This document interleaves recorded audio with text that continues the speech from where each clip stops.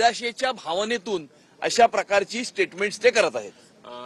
एकूणच कालचा जो मोर्चा झाला त्याच्यावर शरद पवार यांच्याकडनं सांगण्यात आलेलं आहे की हा मोर्चा एक प्रकारे संयुक्त महाराष्ट्राच्या चळवळीची आठवण देतो।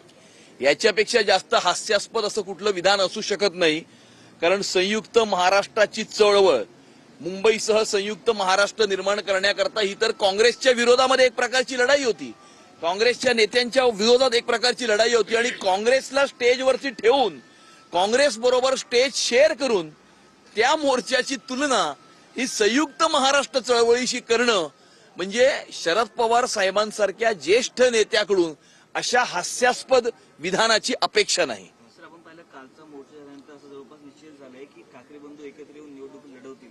भारतीय जनता पक्ष त्याला कसं बघतोय? नाही, कुणीही एकत्र आलं किंवा कोण एकत्र नाही आलं याला महत्व नाहीये।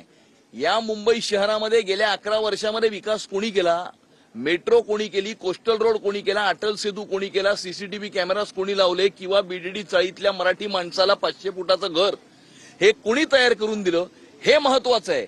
याचा विचार मुंबईकर करणार आहेत। BMC is not family business.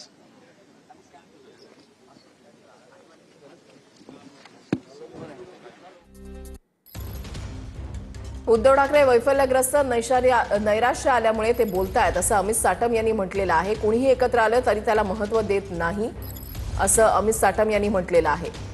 Amit Satam यांनी कालच्या सत्याचा मोर्चा, महाविकास आघाडी आणि मनसेचा त्यावर टीका केली आणि सोबतच त्यांनी ठाकरे बंधूंवर सुद्धा टीका केलेली आहे।